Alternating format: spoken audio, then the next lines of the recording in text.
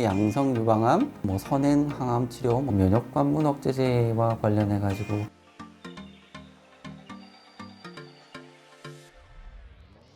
네, 안녕하십니까. 저는 국립암센터 유방암센터의 혈액종양내과 항암 치료를 담당을 하고 있는 심성훈이라고 합니다.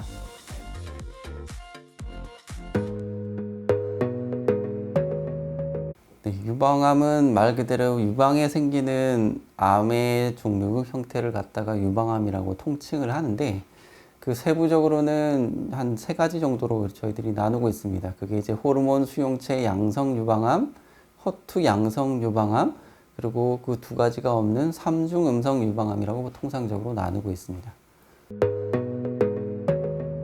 네, 기본적으로 성격이 다 다르고 거기에 따라서 또 치료 약제와 치료 전략이 다 다르기 때문에 이 3가지로 구분을 하는 거고요. 특성이 다르다고 하는 거는 호르몬 수용체 양성 유방암이라고 하면 이 암세포 자체가 호르몬 수용체가 있다는 얘기죠. 쉽게 얘기하면 여성 호르몬에 대한 안테나 같은 게 있어서 여성 호르몬에 반응을 해서 이제 증식을 하고 이런 문제들을 일으키는 것들이 호르몬 양성 유방암이라고 이야기를 하면 되고, 허투 양성 유방암이라고 하는 것은 그 암세포 내에 허투라는 유전자의 여러 가지 단백질과 증폭이나 이런 문제들을 통해서 암이 증식을 하게 되는 거죠. 그래서 치료 약제도 이제 허투라는 그런 유전자를 이제 보통 표적으로 하는 그런 표적 치료제 이런 것들을 중심으로 해서 치료가 되는 그런 암을 이야기를 하고, 3중 음성 유방암이라고 하는 거는 호르몬 수용체도 없고 허투라는 그런 단백질도 없는 나머지 것들을 다 통틀어서 3중 음성 유방암이라고 합니다. 3가지가 음성이라고 돼 있는데 왜 2가지만 얘기를 하느냐? 사실 호르몬 수용체는 그 에스트로겐 리셉터라는 것, 그리고 프로게스테론 리셉터라는 것, 그 2가지를 보기 때문에 호르몬 수용체 2개, 허투라는 거 하나, 요 3가지를 보통 테스트를 하게 돼 있고, 요 테스트에서 모두가 없으면 이제 3가지가 음성이라고 해서 3중 음성 유방암이라고 통칭을 하게 됩니다. 얘기하시는 게 뭐가 좋은 암이냐 나쁜 암이냐 라고 얘기를 하시는데, 암 중에서 좋은 암은 없고 이제 그 호르몬 수용체 양성, 허투 음성 양성에 따라서 병이 나타내는 특성이 조금씩은 차이가 있습니다. 그래서 호르몬 양성 유방암이라고 얘기를 할 때는 통상적으로 좀 순한 암이다 이렇게 통칭해서 표현을 하는데, 보통 호르몬 양성 유방암의 일반적인 특성, 통상적인 특성은 조금 느리게 증식을 하고 천천히 이제 나빠지는 그런 특성이 있습니다. 물론 개별적으로는 굉장히 또 빨라지는 공격적인 호르몬 양성 유방암도 있으나, 일반적이라는 그 단어를 쓴다고 할 때 그렇게 좀 천천히 이제 진행을 하는 암이라는 특성이 있어서, 그래서 좀 순한 암이다 이런 형태로 얘기를 많이 하는 것 같고, 나머지 허투 양성이나 3중 음성 유방암 같은 경우는 상대적으로 증식 속도도 빠르고 재발도 조금 빨리 하는 경향이 있고, 그 다음에 이제 또 퍼져나가는 속도도 좀 빠른 그런 경향들이 있습니다. 2가지가 다 양성인 암도 있습니다. 그 2가지 다 양성인 암은 순수하게 호르몬 양성 유방암과 허투 양성 유방암의 특성을 좀 공유를 하는데, 그 특성이 말 그대로 호르몬 양성 유방암과 허투 양성 유방암 중간 어디쯤에서 이제 특성을 보이는 그런 암이고요. 그런 경우들은 보통 허투 양성 유방암에 준해서 조금 치료 약제를 많이 구성을 하는 거고, 물론 호르몬 억제제도 치료 약제에 쓰이고 있습니다. 전체적으로 유방암이라고 할 때 호르몬 양성 유방암 환자분들이 보통 60 내지 70%를 이제 이룬다고 하고, 그 나머지 한 30-40% 중에서 허투 양성 그리고 3중 음성 유방암이 비슷하게 이렇게 갈라지거나 허투 양성 유방암이 조금 더 많은 그런 형태의 이제 분포를 보이고 있습니다. 제가 직접적으로 이제 약물 치료를 담당을 하고 있으니까 유방암 환자분들을 제일 처음 뵙게 될 때 어떤 시점에서 약물 치료를 하느냐가 굉장히 중요한 부분이고요. 똑같은 약을 쓰더라도 어느 시점에서 치료를 하느냐에 따라서 치료의 전력과 목표가 다 달라집니다. 첫 번째로 제일 이제 초반에 약물 치료를 하시는 분들은 수술 전에 이제 첫 진단받고 이제 약물 치료를 먼저 시작하는 분들이 있고, 그 다음에 수술을 먼저 받고 수술 후에 이제 약물 치료를 받는 분들이 있고, 나중에 이제 뭐 병이 재발하거나 전신에 퍼졌을 때 약물 치료를 받는 분들이 있죠.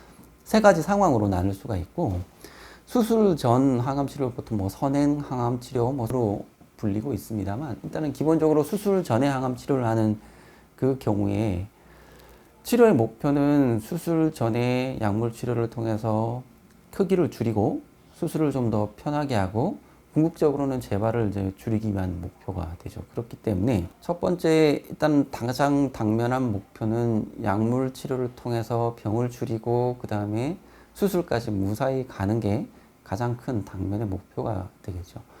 수술을 하고 난 다음에 이제 재발을 방지를 위해서 항암 치료를 하는 경우가 있습니다. 그때는 이제 수술 후에 하는 약물 치료를 하는 경우가 될 것이고, 궁극적인 목표는 약물 치료를 통해서 나중에 재발의 확률을 떨어뜨리는 게 됩니다. 그래서 그때의 당면 목표는 병이 있어가지고 병을 치료를 한다기보다는 정해져 있는 치료의 그 횟수를 다 채우는 게 목표입니다. 크게 문제없이 횟수를 채우고 나면 나중에 재발을 조금 잘 안 하더라라는 게 이제 그 우리가 노리는 목표가 되겠죠. 그 다음에 이제 병이 전신에 다 퍼졌을 경우에 이제 약물 치료를 하는 경우는 이미 병을 완치시키기는 사실상 조금 어렵다라는 가정하에 병을 조절하면서 첫 번째로는 좀 더 오래 사는 거, 두 번째로는 조금 더 사는 동안에 편하게 병을 조절하면서 잘 사는 게 그 목표가 되겠습니다. 그렇게 해서 이제 치료를 받는 그 시점에 따라서 이렇게 크게 세 가지를 나눌 수가 있겠고, 그 시점에 따라서 또 쓰여지는 약물의 종류가 다르고, 앞서 얘기드렸던 유방암의 종류, 호투 양성, 호르몬 수용체 양성, 뭐 삼중 음성 유방암, 요 구분에 따라서 실제 쓰는 약제들이 다 달라지게 되어 있습니다. 약제 종류는 예전 한 10년, 20년 전에는 다 주사 항암제가 기본적으로 쓰였죠.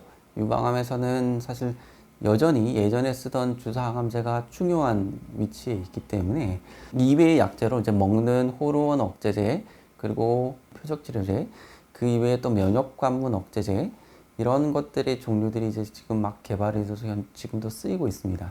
그래서 이 약제들은 앞서 말씀드린 유방암의 A형, 뭐 호르몬 수용체 양성, 호투 양성, 삼중 음성 유방암, 그 A형에 따라서 쓰여지는 약제들이 다 구분이 되어 있습니다. 호르몬 수용체 양성 유방암일 경우에는 여성 호르몬 억제제를 기본으로 해서 약제의 치료가 이제 전개가 될 것이고, 허투 양성이라고 얘기했을 때는 그 허투를 표적으로 하는 표적 치료제를 중심으로 해서 약제가 구성이 되고, 삼중 음성 유방암은 최근에는 이제 또 면역 관문 억제제를 중심으로 해서 약제들이 많이 이제 구성이 되죠. 모든 A형의 대부분 다 쓰이는 것들은 이제 소위 말하는 세포동성 주사 항암제가 계속 쓰이고 있습니다. 그래서 간혹 환자분들이 어떤 뉴스에서 이런 약제들이 굉장히 잘 쓰이고 있다는데 나도 그런 약제를 쓸 수 있지 않습니까? 라고 질문을 하시는 분들이 있는데, A형에 따라서 어떤 약제들은 효과가 있을 수도 있고 또는 효과가 없는 약제들도 있고, 또 반대로 A형과 상관없이 공통적으로 다 쓰이는 약제들이 있기 때문에 이 부분은 개별적인 담당 의사 선생님하고 사실 이야기를 나누시는 게 사실 첫 번째겠습니다. 저는 뭐 기본적인 소개를 해드린다고 하면, 호르몬 양성 유방암은 아까 말씀드린 것처럼 여성 호르몬 억제제가 이제 먹는 경구 약제가 있죠. 어쨌든 지금 호르몬 수용체 양성 유방암에서는 여성 호르몬 억제제와 함께 경구 항암제들이 같이 병합을 해서 굉장히 효과적으로 잘 쓰고 있습니다. 그다음에 허투 양성 유방암은 고전적으로 이제 허셉틴이라고 하는 이 상품명인데, 허셉틴이라는 약제가 제일 처음에 이제 개발된 표적 치료제였고, 그 이후에 이제 퍼제타 또는 우리나라 국내 이제 바이오 기업에서 개발해서 나오고 있는 이제 바이오 시밀러 약제들, 이런 표적 치료제들이 같이 병합을 해서 같이 쓰이고 있고, 이 표적 치료제들은 단독으로 쓰이는 게 아니라 이제 세포 독성 항암제와 항상 병합을 하는 게 기본 원칙이기 때문에 그 약제들이랑 같이 쓰이고 있죠. 삼중 음성 유방암은 이제 최근에는 면역 관문 억제제하고 혹시 세포 독성 항암제가 같이 병합을 해서 쓰여가지고 좋은 효과를 나타내고 있는 것이고요. 이렇게 전체적으로 이제 쓰이는 약제들을 소개를 해드렸다고 하면, 앞서 얘기해드렸던 치료의 단계에 따라서 쓸 수 있는 약제 또는 쓰지 못하는 약제 또는 효과가 좋은 약제, 효과가 없는 약제들이 다 나뉘게 됩니다. 굉장히 사실 좀 복잡을 하죠. 그래서 수술 전 항암 또는 수술 후에 쓰이는 약제들과 말 그대로 전신에 퍼졌을 때 쓸 수 있는 약제들이 완전히 또 다릅니다. 그러다 보니 이 약제의 구성이나 이런 것들은 아까 말씀드렸듯이 유방암의 A형 그리고 치료의 단계에 따라서 그 약제들이 좀 굉장히 복잡하게 나뉘고요. 이 구체적인 그 약제 사용과 뭐 어떤 효과와 기대하는 목표들은 담당 선생님이랑 이제 또 자세하게 이야기 나누는 게 필요하겠습니다. 선행 항암 후에 수술을 했더니 이제 완전 관해가 아니었다고 했을 경우에 기본적으로 병이 이제 컸는데 약물 치료를 해서 병이 줄어들었고 이제 수술을 통해서 남아있는 병들을 다 제거를 한 거죠. 그 남아있는 병들을 제거를 했을 때 보니까 아, 완전히 다 없어지지 않고 일부 남아있었더라라는 게 완전 관해가 안 됐다는 의미인 거고. 그러나 이론적으로는 나는 지금 수술을 다 받았고 종양을 다 제거를 해냈기 때문에 엄밀하게 말하면 이론적으로는 이제 병이 없는 상황인 거죠. 그렇지만 병은 일부는 또 재발을 합니다. 이게 참 이해하기 어려운 개념이죠. 수술을 하고 병이 없어졌는데 왜 재발을 하냐? 병이 없는데 왜 나는 또 항암 치료를 받아야 되느냐? 조금 쉽게 비유를 통해서 얘기를 한다고 하면 우리가 병이 있다 없다로 얘기를 하는 건 기본적으로 영상 검사로 확인을 하는 거죠. CT나 MRI나 초음파를 통해서 병이 여기 있구나 없구나를 확인을 하는 건데 영상 검사는 기본적으로 그림자를 보는 겁니다. 병의 그림자를 봐서 병이 있을 가능성이 높다라고 얘기를 하는 것이고 실제 병이 있는 거는 조직 검사나 이런 걸로 실제로 확인을 하는 거죠. 그렇게 되었을 경우에 영상 그림자는 기본적으로 병이 커져야지 그림자가 나오는 거죠. 암세포 하나는 그림자로 우리가 확인을 할 수가 없습니다. 다시 말하면 암세포가 뭐 한 두세 개 있는 경우에는 CT든 MRI든 전 세계의 어떤 검사를 통해서도 암세포 한두 개가 몸에 있는 것들은 이제 확인을 할 수가 없는 거죠. 그래서 수술 후에 암세포가 하나도 없이 모두 제거가 되었다고 하면 이론적으로는 재발하지 않고 아무 치료도 필요 없는 것이고 암세포 이게 수술로 통해서 암은 제거가 됐으나 여기저기 어디 암세포 한두 개가 좀 남아있다. 그러면 시간이 지나면 그 암세포가 이제 자라겠죠. 그러다가 어느 정도 크기가 되어서 영상을 찍었을 경우에 발견이 되면 예전에는 영상에 안 보였던 것들이 지금은 영상에 보이구나. 재발의 가능성이 높습니다. 네, 이런 이야기들이 펼쳐지게 되는데 수술을 하고 난 직후에는 우리가 영상 검사로 병이 남아있는지는 알 수 없습니다. 암세포가 한두 개 남아있는지를 알 수가 없는 거죠. 그렇기 때문에 완전 관해가 아까 안 왔다라고 했을 때 암세포가 몸에 조금이라도 남아있을 가능성이 있는 것이고 남아있다고 했을 때 그 암세포를 이제 최대한 제거하기 위해서 추가로 약물 치료를 더 하는 경우가 있습니다. 병이 안 남아있으면 어떻게 합니까? 병이 안 남아있으면 약물 치료할 필요가 없죠. 근데 우리는 알 수가 없습니다. 그래서 이제 병의 크기가 어땠느냐, 병의 뭐 호르몬 수용체 양성이냐, 음성이냐, 그 다음에 약물 치료를 통해서 얼마나 잘 줄였느냐, 완전 관해가 안 했을 때 남아있었던 암 크기가 얼마냐, 이런 조건들을 따져서 약물 치료를 조금 더 하면 재발의 확률을 좀 더 줄일 수 있을 것 같다. 굳이 필요 없을 것 같다. 뭐 이런 얘기들을 나누게 되고 그 다음에 이후에 재발 확률을 낮추기 위해서 약물이 필요하다고 하면 어떤 약물을 쓸 것이냐 이런 얘기들을 나누게 됩니다. 이론적으로 완전 관해가 안 왔을 때 통상적으로는 이제 약물 치료를 조금 더 이어가죠.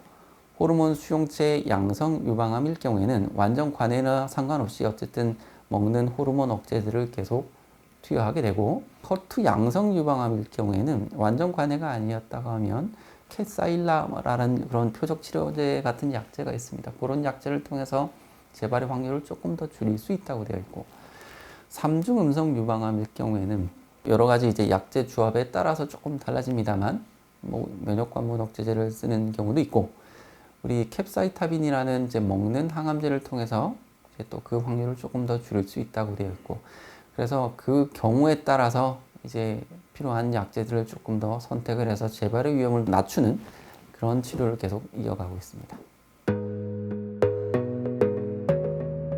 기간은 통상적으로는 6개월입니다. 수술하고 약물 치료를 조금 더 하니까 재발의 확률이 좀 줄어들더라라는 것 때문에 수술 후에 재발 방지를 위해서 약물 치료가 시작했던 거고요. 그 약물 치료를 몇 번을 하는 게 좋으냐, 어떤 약물을 하는 게 좋으냐에 따라서 점점 약물 치료가 발전을 했는데, 통상적으로는 병이 이제 아주 좀 심하면은 8번을 하게 돼 있고, 병이 그렇게 심하지 않은 분이라고 하면 4번 정도를 하는 게 통상적으로 이제 통용되는 원칙입니다. 지금까지 알려져 있는 이제 약물 치료가 개발된 상황이고, 병이 조금 심했던 분들한테는 아까처럼 재발 방지를 해서 8번을 하게 돼 있는데, 이때 수술 후에 8번을 하는 게 아니라 수술 전에 이제 8번을 하자고 바꾼 거죠. 그게 이제 수술 전 선행항암 치료의 이제 시작이었던 거고.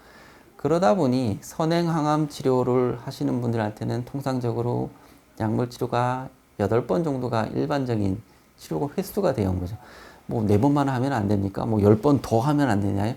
아닙니다. 아까 말씀드린 것처럼 수술 후에 재발 방지를 위해서 확립되었던 그 치료 약제와 기법들을 순서만 뒤바꾼 게 이제 선행항암 치료였던 거고, 거기서부터 선행항암 치료가 확립이 된 거죠. 물론 이제 그 약제의 조합에 따라서 8번, 6번, 뭐 여러 가지 좀 다른 기간과 약제 조합이 존재를 할 수가 있는 것이고. 그래서 몇 개월을 하느냐라고 얘기를 했을 때 선행항암 치료는 통상적으로 한 8번 하는 게 기본이고, 경우에 따라서 조금은 줄어드는 약제 조합을 쓸 수도 있겠다라는 그 정도로 이해를 하시면 될 것 같고, 반대로 수술 후에 이제 재발 방지를 위해서 하는 보조 항암 치료 요법일 경우에는 병의 상태에 따라서 4번, 8번 여러 가지 다양한 약제 기간의 변형이 존재를 합니다. 이 상황에 이제 치료의 발전 정도의 스토리를 조금 이해를 하신다고 하면, 왜 선행항암 치료는 무조건 8번이냐 뭐 이렇게 얘기를 하실 게 아니라 재발 방지를 위한 보조 항암 치료에서 이제 순서를 뒤바꾼 거라는 것, 그걸 이해를 하시면 기간도 어느 정도 이해를 하실 수 있을 거라고 생각을 합니다. 예전에는 보조 항암 치료를 안 했죠. 대부분 이제 수술을 먼저 하고 재발 방지를 위해서 보조 항암 치료를 먼저 했던 건데, 이걸 순서를 바꿔서 수술 전에 먼저 할 걸 다 했으니 선행항암 치료하고 수술하고 끝. 이게 이제 예전의 치료였었던 거고, 관해가 안 오는 분들을 어떻게 이제 치료를 더 해서 뭔가 재발을 낮출 수 있느냐가 지금 이제 여러 가지 연구를 통해서 계속 개발되고 있는 치료법이기 때문에, 요즘에는 아까처럼 선행항암 치료, 수술, 이제 관해가 온 경우와 관해가 안 온 경우에 따라서 약제를 조금 더 추가를 하거나 빼거나 해서 재발을 계속 더 낮추기 위해서 치료가 더 개발이 되고 있는 상황입니다. 지금은 어떻게 보면 완전 관해가 안 왔을 경우에는 약물 치료를 조금 더 하는 경향이 있습니다. 몇몇 약제와 몇몇 경우에는 그렇게 치료를 통해서 재발의 위험을 더 낮출 수가 있죠. 기본적으로 병이 아주 작은 분들을 선행항암 치료를 하지는 않죠. 병이 어느 정도 좀 진행된 분들이기 때문에 그분들한테 보통 선행항암 치료를 하게 되고, 그리고 그분들한테 이제 재발의 위험을 더 낮추기 위해서 계속 더 치료를 이어가는 게 기본적인 원칙입니다. 유방암의 A형에 따라서 굉장히 쓰이는 약제가 달라서 그거에 따라서 주로 쓰이는 약제 부작용을 좀 얘기 드리는 게 맞을 것 같은데, 호르몬 수용체 양성 유방암은 이제 여성 호르몬 억제제를 기본으로 해서 여러 가지 약제가 구성이 되어 있는데, 이 여성 호르몬 억제제는 이 기본적으로 여성 호르몬을 억제하는 겁니다. 그러다 보니 여성 호르몬이 억제가 되면 나오는 부작용들이 있죠. 보통 폐경 증상들을 많이 얘기하죠. 갑자기 이제 홍조가 나오고 덥고 땀이 갑자기 나오고 굉장히 기분 변화도 좀 심한 분들도 있고 우울증이 오는 분들도 있습니다. 그런 폐경 증상, 소위 말하는 갱년기 증상이라는 것들 때문에 굉장히 고생하시는 분들도 있고요. 그다음에 이런 호르몬 억제제를 또 장기간 복용하면 골다공증이나 이런 것들이 조금 더 위험이 높아지기 때문에 뭐 그런 부작용들. 그다음에 또 흔하게 제일 호소하시는 부작용이 관절통이 제법 옵니다.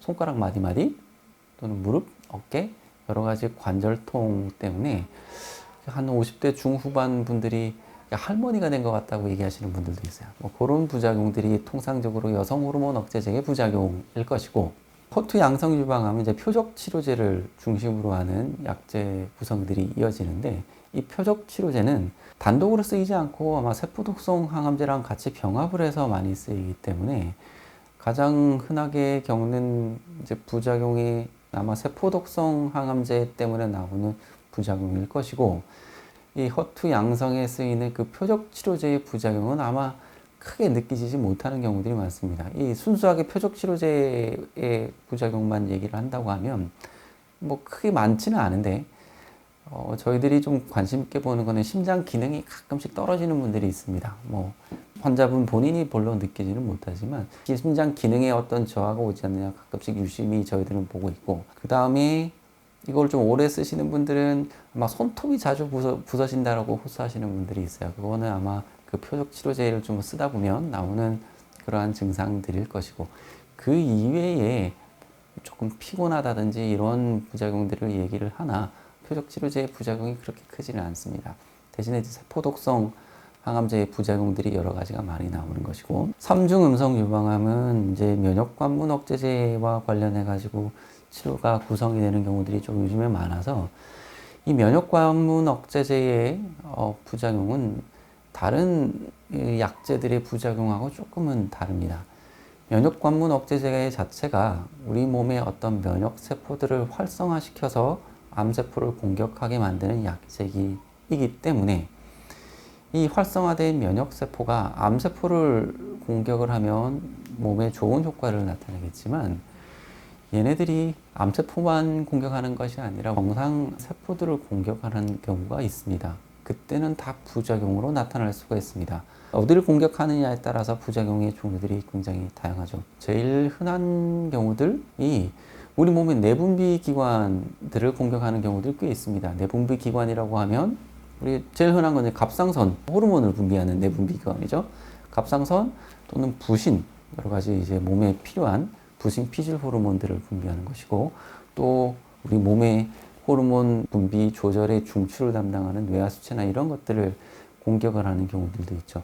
그렇게 되면 각각의 그 장기들의 기능의 장애에 따라서 부작용들이 굉장히 다양하게 나타나고, 그 다음에 뭐 제일 쉬운 경우로 피부를 공격하면 두드러기, 발진이 굉장히 심하게 나타나는 분들, 또는 내부 장기, 예를 들어서 폐를 공격을 하면 자가면역성 폐렴, 간을 공격하면 자가면역성 간염, 이런 형태로 굉장히 다양한 형태의 부작용이 일어나게 됩니다. 그 다음에 유방암의 아형과 상관없이 쓰이는 여러 가지 세포독성 항암제들이 있죠. 그 세포독성 항암제들마다 또 부작용이 대부분 다양하나, 이 세포독성 항암제들의 공통적인 부작용이라고 하면 부역, 구토, 탈모, 식욕도 없고 피곤하고, 그 다음에 백혈구 수치, 혈소판 수치가 떨어지면서 나타나는 세균 감염의 위험, 발열, 이런 것들이 이제 주로 부작용이 나타날 수도 있는데, 이 약제의 종류에 따라서 주로 나타나는 부작용이 조금씩 달라질 수가 있는 거죠. 어떤 약제는